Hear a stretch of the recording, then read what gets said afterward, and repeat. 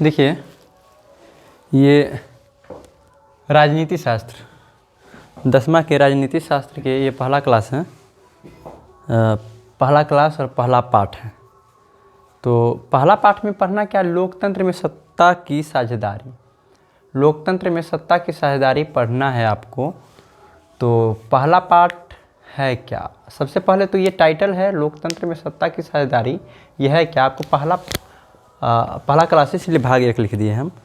तो ये होता क्या है पहले सो तो समझिए। सबसे पहले तो ये समझिए कि लोकतंत्र क्या होता है। आखिर लोकतंत्र किस चिड़िया का नाम है, क्या चीज़ होता है। तो लोकतंत्र बउआ ये चीज़ होता है कि लोक माने लोग, तंत्र माने शासन, लोग के द्वारा जो शासन चलाया जाता है ना, उसी को लोकतंत्र कहते हैं। मतलब कि अभी भारत में लोकतंत्र की शासन व्यवस्था है। लोकतंत्र एक होता है राजतंत्र, माने राजा के द्वारा शासन चलाया जाता है, और एक होता है लोकतंत्र, माने लोगों के द्वारा, जनता के द्वारा शासन चलाया जाता है। और जनता के द्वारा और जनता के लिए शासन चलाया जाता है, उसको हम लोकतंत्र कहते हैं। और राजतंत्र क्या कहते हैं, किसको कहते हैं कि राजा के द्वारा शासन चलाया जाता है। ये होता क्या है, सबसे पहले हम क्लियर आपको बताते हैं। राजतंत्र में अगर मान लीजिए राजतंत्र में क्या होता है, मान लीजिए हम राजा हैं, मान लीजिए मोदी राजा है, अभी भारत का राजा मोदी है। तो अगर मोदी का देहांत होगा, मरेगा, तो फिर उसका बेटा, यानी कि मान लीजिए बेटा रहता तो उसका बेटा बनता, फिर से उसका देहांत होता तो उसका बेटा बनता, फिर से उसका बेटा बनता। तो ये हुआ राजतंत्र, राजा कि वही राजा बनेगा। लेकिन लोकतंत्र में ऐसा व्यवस्था नहीं होता है। लोकतंत्र में क्या होता है कि अगर अभी मोदी मर जाए तो फिर से क्या होता है कि जनता के द्वारा जो चुना गया प्रतिनिधि वहाँ पे भेजे हम, जो भी विधायक वगैरह सब, उसमें चुनाव होगा, उसके बाद प्रधानमंत्री बनेगा। ये होता है लोकतंत्र। लोकतंत्र में जनता चुनता है। मान लीजिए मुखिया हम चुनते हैं, तो क्या जनता मिल करके मुखिया चुनते हैं ना, तो वो लोकतंत्र हमारी शासन व्यवस्था इसीलिए चुनते हैं। तो यही होता है लोकतंत्र। लोकतंत्र का मतलब होता है जनता के द्वारा चलाया गया शासन। बात समझे, लोकतंत्र समझ गया। लोकतंत्र में कोई दिक्कत नहीं। अब हम समझते सत्ता की साझेदारी। सत्ता की साझेदारी माने सत्ता में साझेदारी क्या होता है। साझेदारी माने संझिया। साझेदारी माने क्या होता है, संझिया। संझिया माने बंटवारा।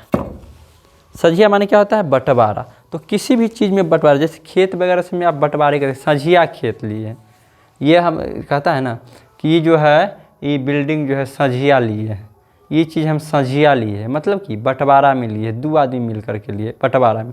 तो वही होता है साझेदारी। साझेदारी का अर्थ होता है बंटवारा। साझेदारी का अर्थ क्या होता है, बंटवारा। तो लोकतंत्र में बंटवारा कैसे होता है, तो बात सही है, लोकतंत्र में बंटवारा होता ही है। लोकतंत्र में क्या होता है, बंटवारा होता है, साझेदारी होता है। कि मतलब कि किसी भी चीज़ के, मान लीजिए कि हम क्या करते हैं, अपना एक प्रतिनिधि चुन करके भेजते हैं, और क्या करता है सरकार के से क्या करते हैं, हमारे मान लीजिए हम मुखिया चुने, अब मुखिया क्या करता है, हमारे भलाई के लिए सरकार से आवाज़ उठाती है और सरकार से मांग रखती है। हम नहीं न जा सकते हैं, तो हम अपना एक अच्छा सा प्रतिनिधि चुन लेते हैं, ताकि हमको जिस पे विश्वास होता है उसको चुन करके भेजते हैं कि जाइए आप हमारे क्षेत्र के विकास के लिए सरकार से मांग उठाइए। तो वो मुखिया क्या होता है, हमारा चुना गया प्रतिनिधि होता है। तो सझिया होता है, माने हमारा भी सझिया है। जैसे हम मुखिया को चुन करके भेजे तो उसमें हमारा सझिया है, उसके सत्ता में, उसके सत्ता जो मुखिया बना है ना, उसमें सभी जनता का सझिया है, बंटवारा है। अगर जनता चाहेगा, ना खुश होगा मुखिया से, तो उसको हटा सकता है। इसीलिए कहता है सत्ता में साझेदारी। यही चीज़ हम इस पाठ में पढ़ेंगे। है क्या लिखा हुआ, देखिए लोकतंत्र के बारे में हम आपको बता दिए हैं। उसका सत्ता में साझेदारी। साझेदारी का अर्थ होता है बंटवारा, किसी चीज़ का बंटवारा जो होता है ना, इसीलिए हम आपको लिख दिए। भारत विश्व का सबसे बड़ा लोकतंत्र है। भारत का लोकतंत्र जो है ना, विश्व का सबसे बड़ा लोकतंत्र है।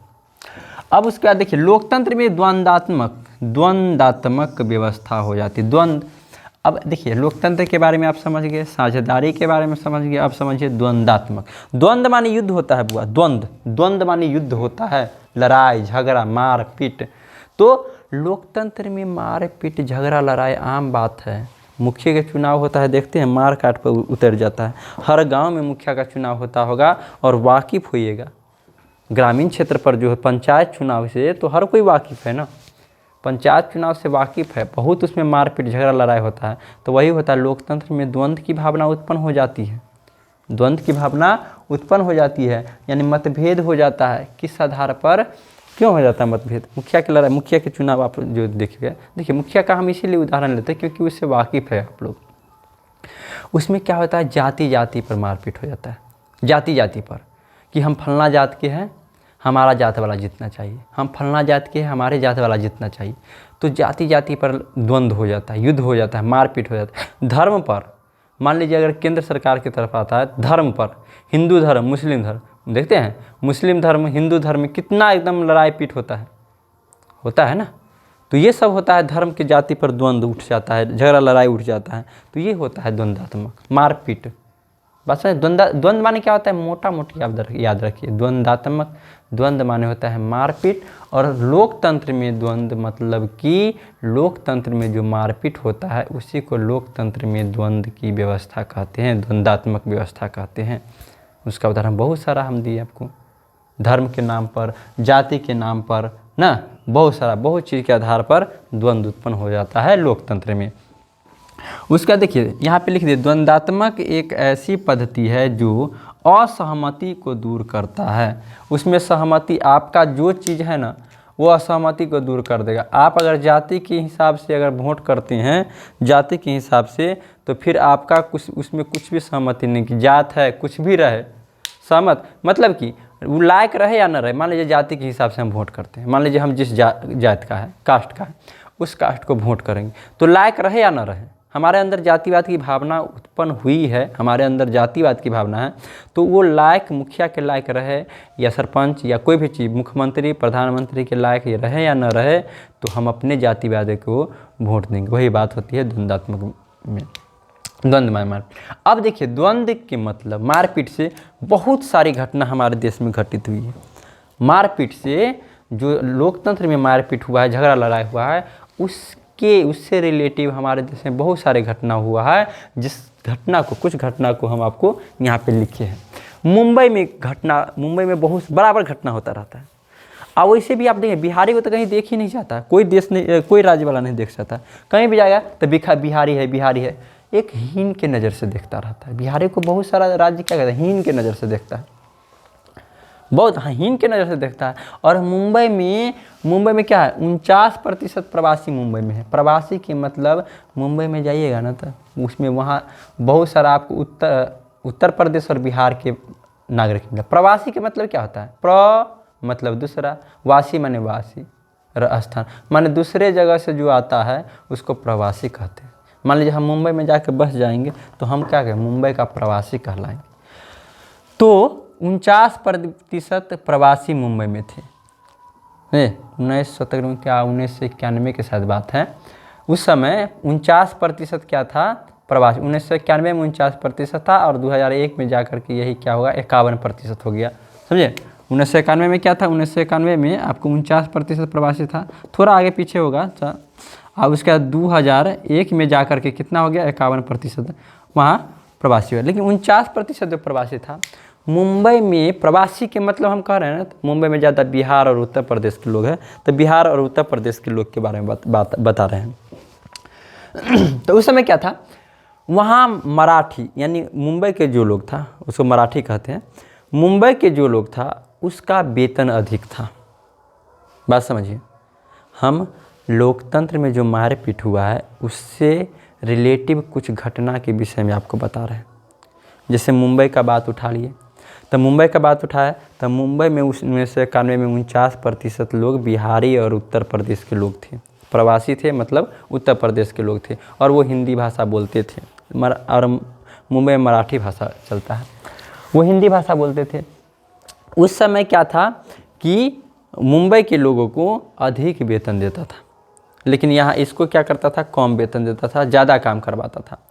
उसके बाद वहाँ का राजनेता, ये कहानी सही बात है, वहाँ का राजनेता क्या किया, कुछ मराठियों को बहला फुसला कर उसको चढ़ा दिया कि तुम लड़ो ना, मारो ना, बिहारी सब ये करता है, उत्तर प्रदेश वाला सब ये करता है, मारो, और तुम्हारा जो सरकार का जो भी चीज़ फ़ायदा आएगा वो हम तुमको देंगे।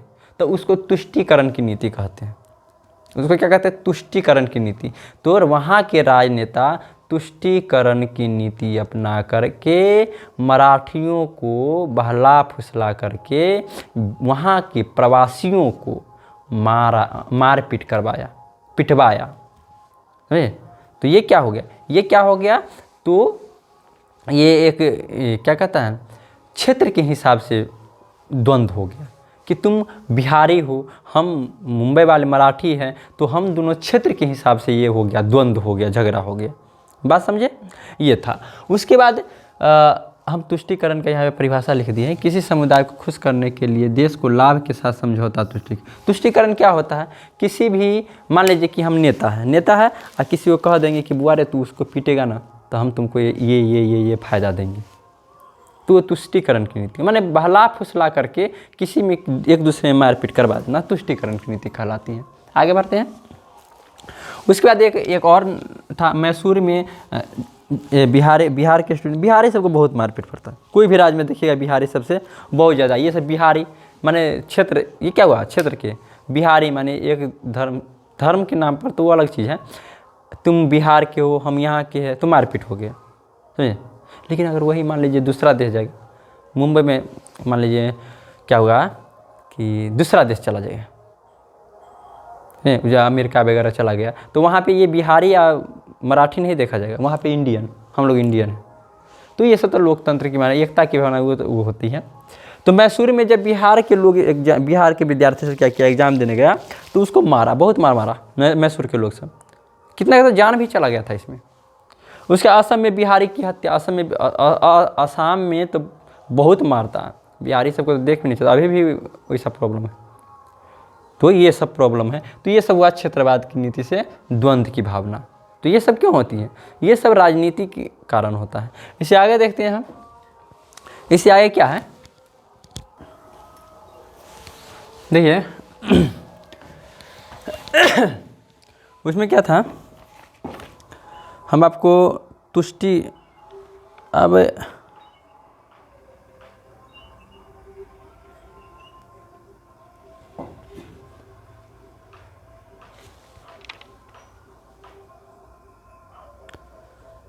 अगला था मैसूर में रेलवे छात्र एग्जाम देने गया तो मार दिया, असम में बिहारी को हत्या कर दिया। मैक्सिको में एक घटना था, तो द्वंद्वात्मक घटना मैक्सिको में क्या घटना हुआ देखिए सुनिए। मैक्सिको में घटना क्या हुआ, मैक्सिको में जो घटना हुआ उसको नस्लवादी घटना, नस्ल के आधार पर उसमें वहाँ पे द्वंद्व झगड़ा हो गया, लड़ाई पीट हो गया, मारपीट हो गया। नस्ल के आधार मतलब कि तू गोरा है, वह काला गोरा के झगड़ा हो गया। तो यह घटना 1968 में हुआ था। मैक्सिको के ओलंपिक वाला घटना जो हुआ 1968 का हुआ। इसमें कहानी क्या है सो समझिए। दो व्यक्ति था, टॉमी स्मिथ और जॉन कॉर्लिस। देखिए नस्लवादी घटना था, द्वंद्वात्मक नस्लवादी घटना में क्या था कि दो व्यक्ति था, टॉमी स्मिथ और जॉन कॉर्लिस। ये क्या था? काला था। बात को समझिए, ये 1968 में हुआ था, ये काला था, टॉमी स्मिथ और जॉन कॉर्लिस। यह क्या किया? स्वर्ण पदक जीता। क्या किया? स्वर्ण पदक जीता। तो स्वर्ण पदक जीता तो उसे सम्मान देने के लिए एक समूह बुलाया गया। बात समझिए यहाँ पे, उसे सम्मान देने के लिए एक समारोह आयोजित किया गया सरकार के तरफ से। सरकार सम्मान देगा, स्वर्ण पदक देगा, तो उसे एक समारोह बुलाया गया। उस समारोह में ये दोनों टॉमी स्मिथ और जॉन कॉर्लिस ये क्या किया? अपने कालापन का प्रदर्शन किया। वह काला रुमाल ले लिया और मुट्ठी बांध करके प्रदर्शन किया कि देखिए हम लोग गरीब है, तो हमको क्या किया जाता है, हमको दुर्व्यवहार देखा जाता है, हमसे माने मारपीट किया जाता है, हमको क्या किया जाता है? दुत्कारा जाता है। हम काला है तो गोरे लोग क्या करता है? हमको दुत्कारता है। तो इस प्रकार से वो अपना प्रदर्शन किया हुआ था। तो क्या किया? वो प्रदर्शन किया तो गोरा लोग क्या किया वहाँ पे, माने झगड़ा लड़ाई कर लिया वहाँ पे, माने मारपीट स्टार्ट कर दिया। जब देखा कि काला को क्या मिल रहा है, काला अपने आप को कम मानता था, इस गोरा लोग क्या मानता था? बहुत ज़्यादा अपने आप को दूसरा उच्च पद के मानता था।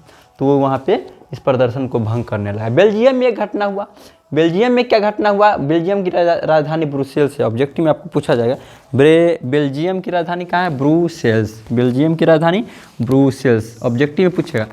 वहाँ पे 59% लोग फ्लेमिश थे। बात समझिए यहाँ का घटना।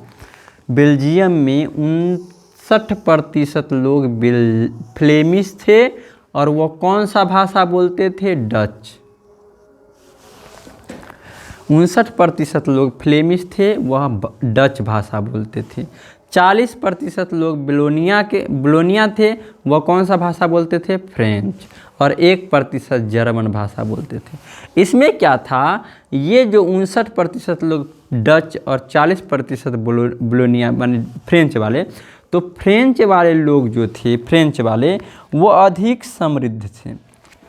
इसका जनसंख्या कम था, कम आबादी था, तो अच्छा समृद्ध था, पढ़े लिखे थे, अच्छा धन दौलत था, अमीर था, अधिक पढ़े लिखे थे। और ये कम पढ़े लिखे थे। तो ये क्या था, ये इस दोनों में विवाद उत्पन्न हो गया। दोनों में विवाद उत्पन्न हो गया कि हम जो है पढ़े लिखे हैं। कहाँ गया? फ्रेंच वाला कम था, तो ये पढ़े लिखे थे, शिक्षित थे, तो यह विवाद उत्पन्न कर दिया कि हमसे तुम मुकाबला नहीं कर सकता है। समझे? हम फ्रेंच बोलते हैं, तुम लोग डच बोलता है, तो इस दोनों में विवाद उत्पन्न हो गया, झगड़ा हो गया। उसी प्रकार ब्रुसेल्स में 80% फ्रेंच भाषी के थे और 20% डच भाषी के थे। ये ऑब्जेक्टिव के लिए ब्रुसेल्स में कितना प्रतिशत फ्रेंच बोलते थे? 80। और ब्रुसेल्स में कितना प्रतिशत डच बोलते थे? वही डच, और डच है, डच बोलते थे, तो 20%। वही क्या है? बेल्जियम में 59% फ्लेमिश थे। ऑब्जेक्टिव पूछेगा बेल्जियम में फ्लेमिश की प्रतिशतता कितनी थी? तो 59%। और फ्लेमिश कौन सा भाषा बोलते थे? डच बोलते थे। समझे? तो इस प्रकार से आप ऑब्जेक्टिव भी हो गया। और इस प्रकार से देखिए, ये हुआ नस्ल के हिसाब से द्वंद्व, झगड़ा, ये हुआ भाषा के आधार पर झगड़ा, और इससे पहले जो पढ़े थे क्षेत्र के हिसाब से, माने तो बिहारी है, हम नेपाली है, इस सब के आधार से। तो इस प्रकार से बहुत सारा घटना घटित हुआ है ये द्वंद्व, लोकतंत्र में द्वंद्वात्मक व्यवस्था से। अब इसके बाद आगे देखते हैं यहाँ पे ये वाला अनुच्छेद 19 में क्या कहा गया है? अनुच्छेद 15 में संविधान का अगर आप अनुच्छेद 19 उल्टा करके देखते हैं तो वहाँ पे कहा गया है कि सभी नागरिक, जितने भी नागरिक हैं भारत के, वो सभी को स्वतंत्रता से जीने का अधिकार है। यानी कि कहीं भी कोई भी जा सकता है, अपना मन से कुछ भी काम कर सकता है, वो स्वतंत्र है। तो अनुच्छेद 19 में बजाते कहा गया है कि किसी भी व्यक्ति को स्वतंत्रता से जीने के, किसी भी नागरिक को स्वतंत्रता से माने आज़ादी से जीने का अधिकार है। ये अनुच्छेद हमारे संविधान में कहा गया है। उसका 15 में कहा गया है कि धर्म, वंश, जाति के आधार पर अगर कोई भेदभाव करता है तो उस पर दंड प्रक्रिया लगाई जाए, उसका भेदभाव का विरोध किया गया है। माने धर्म के आधार पर, जाति के आधार पर, और ये सब जितना है वंश के आधार पर किसी में भेदभाव उत्पन्न नहीं किया जाएगा। तो इस प्रकार से इस चैप्टर का ये हो गया। अब इसमें प्रश्न बहुत सारा प्रश्न है, तो हम आपको प्रश्न भी कराएंगे ताकि आपको दिक्कत ना हो। ये हो गया। तो ये सब टॉपिक सब है, ऑब्जेक्टिव से इसमें से आप निकाल के लिख लीजिएगा, समझिए, और आराम से उसको देखते रहिएगा। याद रट्टा मारने से ज़्यादा बेहतर है कि जो भी हम लेक्चर देते हैं उसको आप ध्यान से सुना कीजिए, आपको उसी समय याद हो जाएगा। अब प्रश्न की ओर बढ़ते हैं। प्रश्न क्या है? पहला प्रश्नमाला स्टार्ट हो गया। हर सामाजिक विभिन्नता सामाजिक विभाजन का रूप नहीं लेती है, क्यों? तो जितनी भी सामाजिक विभिन्नता, सामाजिक विभाजन माने सामाजिक, क्योंकि देखिए ऐसा ही प्रश्न से उत्तर आप हम बराबर कहते हैं, कभी भी प्रश्न के द्वारा ही उत्तर लिखने का कोशिश कीजिए। हर सामाजिक विभिन्नता सामाजिक विभाजन का रूप नहीं लेती है, क्यों? तो आप कैसे उत्तर लिखिएगा? यही बात लिखिए, हर सामाजिक विभिन्नता सामाजिक विभाजन का रूप नहीं लेती है, क्योंकि ये बात लिखिएगा। क्यों है तो वहाँ से लिखना स्टार्ट कीजिए। क्योंकि सामाजिक विभाजन का कोई आधार नहीं होता है। जो व्यक्ति जिस जाति या समुदाय में जन्म लेता है वो उसी जाति का हो जाता है। यानी कि सामाजिक विभिन्नता सामाजिक विभाजन का रूप, माने समाज में विभिन्नता जो होता है वो पूरे समाज को अलग नहीं कर सकता है। क्यों? क्योंकि जो भी व्यक्ति जिस जाति में जन्म लेता है वो उसी जाति का हो जाता है। सामाजिक विभिन्नता सामाजिक विभाजन नहीं कर सकती है, क्योंकि जो जाति जिस जाति में जन्म लेता है व्यक्ति उसी जाति का हो जाता है। जिस जाति या समुदाय में जन्म लेता है वह उसी जाति का हो जाता है। बजाबती यहाँ लिखा हुआ है, आप देख लीजिएगा। उसका अगला प्रश्न, सामाजिक अंतर कब और कैसे सामाजिक विभाजनों का रूप ले लेती है। सामाजिक अंतर, हम इसलिए बोल दे रहे हैं कि अजीब लिखा हुआ है, नहीं समझे। सामाजिक अंतर कब और कैसे सामाजिक विभाजनों का रूप ले लेती है। तो इसका देखिए थोड़ा समझ लीजिए। हर सामाजिक विभिन्नता सामाजिक विभाजन का रूप नहीं लेती। देखिए जितने भी सामाजिक विभिन्नता होता है समाज में विभाजन नहीं कर सकती है, क्योंकि सामाजिक विभाजन का कोई आधार नहीं होता। जो व्यक्ति जिस जाति का समुदाय में जन्म लेता है, देखिए सामाजिक विभाजन का कोई आधार नहीं होता, इसीलिए जो व्यक्ति जिस जाति में जन्म लेता है उसी जाति का हो जाता है। इसीलिए सामाजिक अंतर माने समाज को विभाजन नहीं कर सकती। दोनों बात सेम है। यहाँ इसका उत्तर, ये 2 नंबर का उत्तर लिख लीजिएगा। हर सामाजिक विभिन्नता सामाजिक विभाजन का रूप नहीं लेती है। क्या लिखेंगे? हर सामाजिक विभिन्नता सामाजिक विभाजन का रूप नहीं लेती है, क्योंकि सामाजिक विभाजन का कोई आधार नहीं होता है।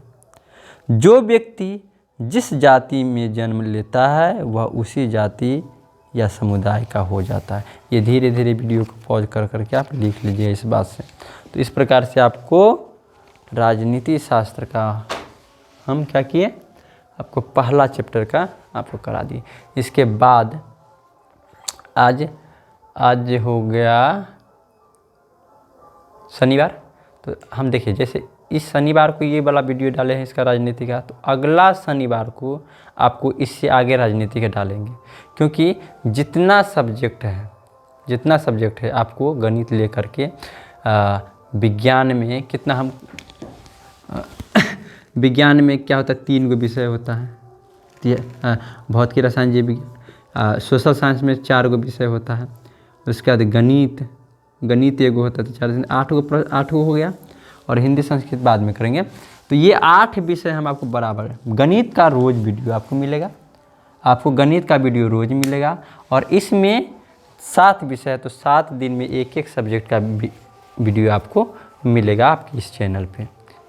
आपको कोई भी प्रॉब्लम होगा तो आप कमेंट करके बता सकते हैं, हम क्लियर कर देंगे। आप ये वीडियो देखते रहिए ना, बराबर पढ़ते रहिए, मज़े से, आप बहुत मज़ा आएगा। ये चीज़ जितना है ना, आपको इतना ज़रूरी वाला चीज़ है ना, हमेशा एकदम साथ देगा। आप सिर्फ जितना क्लास कराएंगे आप करते रहिए, 10 में बहुत अच्छा नंबर आएगा। इतना अगर इसे पढ़ लेते तो बहुत अच्छा मस्त वाला नंबर आएगा। तो इसके बाद देखेंगे अगला क्लास में। तब तक के लिए जय हिंद।